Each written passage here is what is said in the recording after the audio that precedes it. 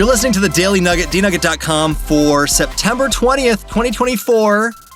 Is this the beginning of meteorological fall? I think we're close. Maybe the 21st is the first day. 20-something, yeah, 21st. I feel like you know because have you, Jen, have you busted out the tall brown boots and the... No, but I got the cardigans out. I'm very happy. Yeah. How many pumpkin spices have you consumed? You know, this is a topic for another day. Okay. Oh, all right. Because I've recently discovered something about myself that's very sad. That I thought I loved fall, but I don't think I do. Oh, Jen doesn't like fall. Okay. Yeah, Jen we'll talk about it another time. Right. But I do, but I don't. All right, next Friday. Doesn't like fall. All right.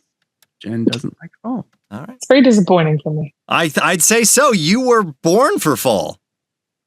Were you born in fall? I mean... I think Jesus had a few more plans for me, but I appreciate that. This is Friday Free for All. That's Jen. Janelle, we're going to need your expertise on this one. Hello. Okay. You've gone on more flights than I think all of us combined, especially internationally. All right. Sam is here too. Awesome producer. I've been on a flight before, yes. Gen Z, they're doing something kind of interesting on flights right now. It's a TikTok trend. Oh boy. I'm out. It's called raw dogging. And we can't keep having inappropriate. That's not inappropriate. Episodes. Okay, we got to call it something else. This is what they're doing. This is what they're doing. It's not gross. It's not inappropriate. All this is. What is it? No headphones, no movie, no water. Okay, they're old schooling it. Yeah, exactly. Except for the water, because you can still drink water at some point. But no, they drink booze. The old flights, wasn't it ginger ale all the time? Yes. So yeah, you can't do it. You just stare at the front of your seat back. That's kind of terrifying. I think my favorite thing is that they're acting like they're the only ones to ever do this. Isn't it funny how everything comes full circle? Yeah. Mm-hmm. So I tried to research more by typing in the phrase that is slightly inappropriate. And why would you do that? My safe search won't even let me search for it. Good. It says, your safe search setting filters out results that might return adult content. I'm just... It's a terrible term. Are the tickets cheaper or something? If No. You buy the same ticket. Oh. It just means you forego any of the in-flight perks. No in-flight entertainment. You no look snacks. like a robot. No perks. So no snacks or beverages from the carts. And in the most extreme cases, no drinking water or napping. You got to drink water. You're not allowed to nap either? When it's extreme. So Michael Seeley did this for 4 hours, just zoning out. He did look out the window and the flight map. But he captured it on his phone, right? I'm sure. Well, that doesn't count. So this guy's a therapist, and he specializes with working for men, with men. He believes it was a form of digital detox and meditation. So it's a guy thing. Apparently. Are we surprised? No. Not with that term. No.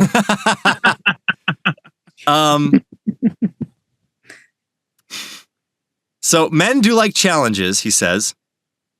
And it's more socially acceptable for men to brag about something like this. Suffering on purpose? Well, I think all humans do it. Men and women just do it differently. So how would a woman do this challenge, Janelle? They'd take specifically on an airplane? Yeah. Well, I could not do the no water thing, so I'm out. Yeah, I mean, I think I've done a version of like just looking out the window, drinking water, not taking anything from the cart.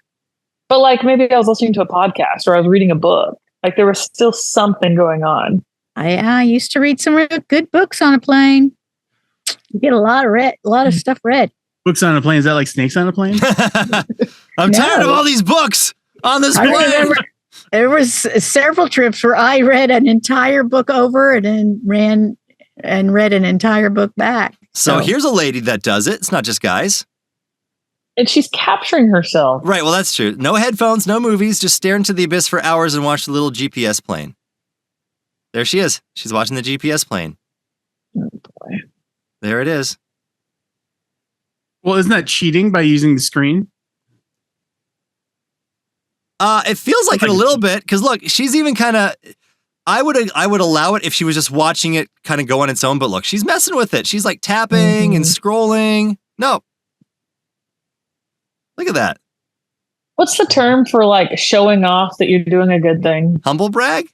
Humble brag, yeah. Kinda, yeah. I don't love it. This feels like a humble brag. Yeah. A bit. That video got 9,900. Look at how unplugged I am in my video. Comments. We should see what the comments say. I want to see what the comments say here. Don't screen share that. No, I won't screen share it. Oh, it won't even let me look at the comments on TikTok unless I log in, which I will not. No, don't do it. China will will come not. after you. Okay, so the origin of the unfortunately named trend comes from the Apple TV show Hijack, where the character played by Idris Elba is on a plane without his phone or any devices. Although he doesn't have much time to stare off into space as he's busy trying to negotiate with a group of terrorists who have hijacked the plane he's on. I was going to say either he's busy with a kid or something, or it was set way back in time. Or he's dealing with terrorism. Okay, well, I think he has an excuse. Well, what is everyone else's excuse then? Sometimes that'll be the next TikTok trend. I'm trying to think of what I usually do on planes. I will use it. I will use the no internet time to get things done on my computer that I need to do that don't involve internet. I'll pop up on my laptop and I'll do things like delete a bunch of files, right? Or organize folders. Play Snake. No, there's no Snake on my computer. Minesweeper. Oh, Minesweeper's a good one. You guys ever play Minesweeper? Jen, Janelle? Long time ago. Oh, it's good.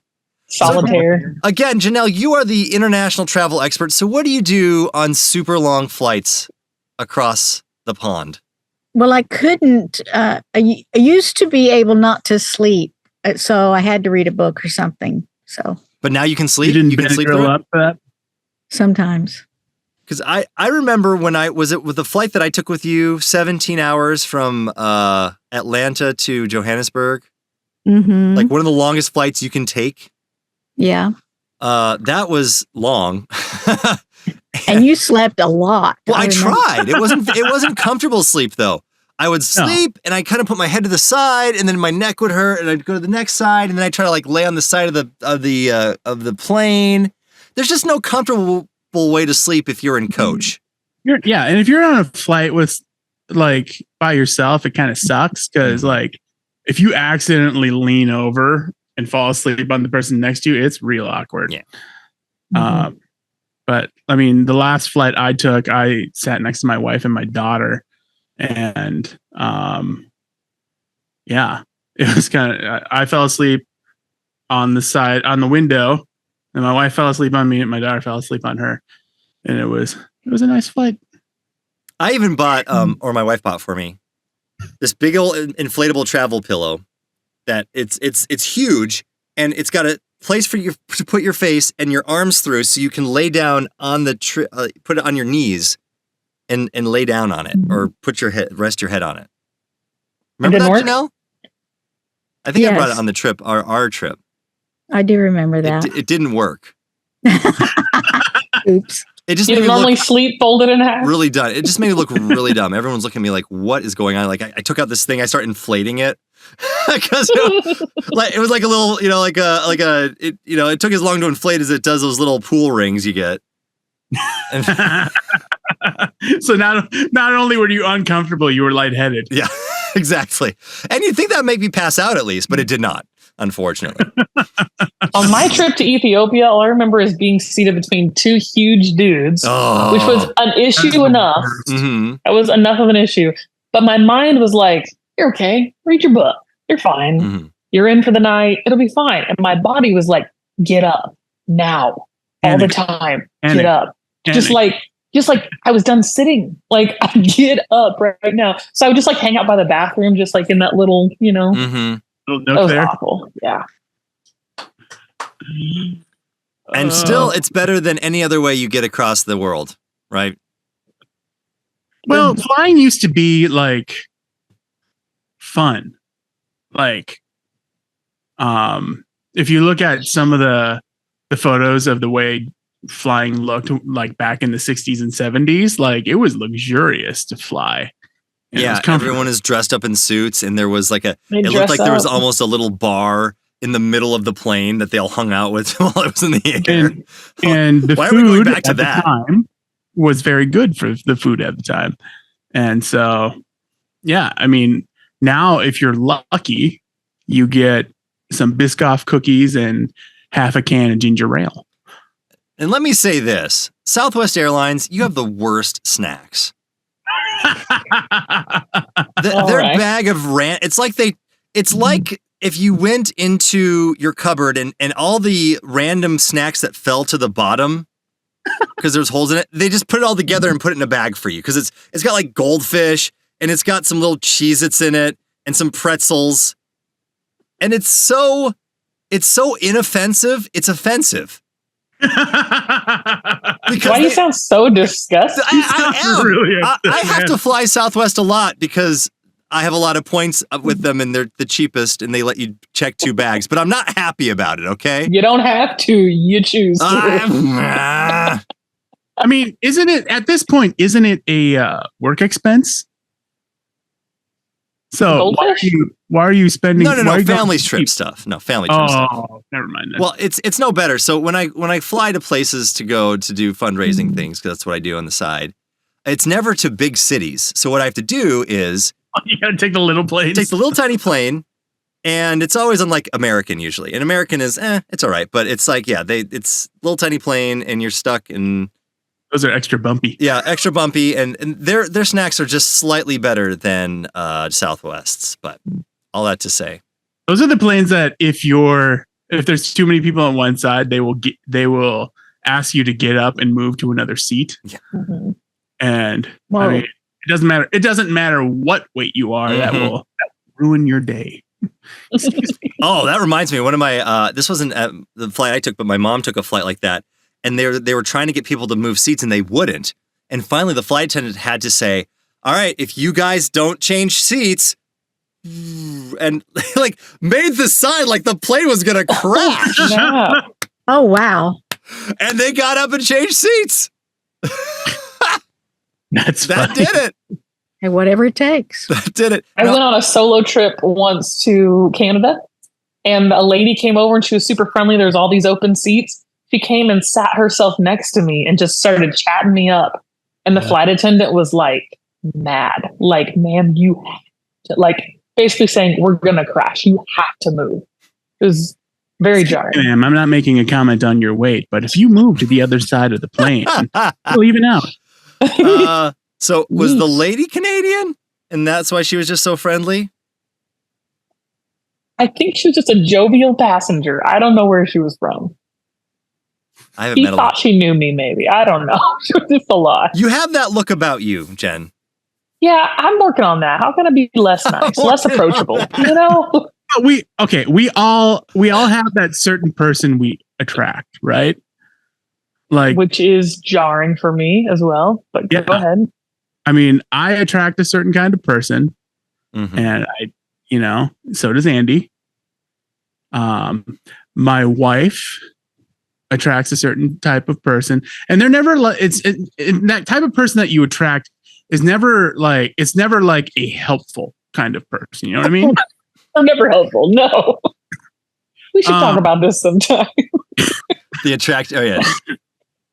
Like The self-reflection of what you're attracting. I have one friend, and for some reason, it doesn't matter where she goes, she attracts handicapped people, specifically handicapped people in wheelchairs. That's very specific. It's super specific. She has really big biceps, so they know that she can push them. What? And I can't go into too much detail, but You brought it up. You I won't started go all into this. more detail. But every time we're with her and we go to like a large scale event, at some point she will be stuck talking to somebody in a wheelchair. And she will be stuck there because she's too nice and too polite to say, I need to leave. Yeah. And we all have those people in our lives who just kind of interrupt our lives, whether we know them or not. Yeah, I get that. What about you, Janelle? What kind of people do you attract? I don't attract people. You're a human repellent. Yes. Not true. Well, because I always have to sit in the middle seat, and that's Well, it's good you're skinny. it's because my husband has to sit on the aisle seat all the time, and I can't sit a seat away, so I'm always doomed to the middle seat. Although we know the middle seat person gets the armrest. We know that. We need to work on that shirt. We've discussed that. Yeah. Is that the lift the flap shirt? Yes. Yeah, hey boys. Yeah, same shirt. That's the Nugget. NuggetHateMail@gmail.com. Tell us about your best, worst flying experience. I got a couple.